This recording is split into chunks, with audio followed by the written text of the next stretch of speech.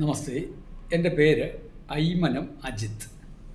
Numerology, പ്രോണോളജി, വാസ്തു consultation, Feng ഷുയി ചെയ്യുന്നു. Numerology കണക്കനുസരിച്ചുകൊണ്ട് എല്ലാ മാസവും ഓരോ വ്യക്തികളിലും 3, 4, 5, 6 ദിവസങ്ങൾ നെഗറ്റീവ്സ് ആയിരിക്കും.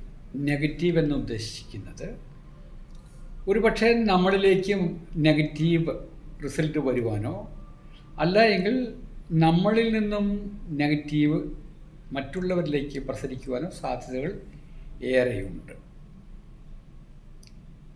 2024 ജൂലൈ മാസം 9-ാം തീയതി, നാളെ 9-ാം തീയതി, 4-ാം തീയതി,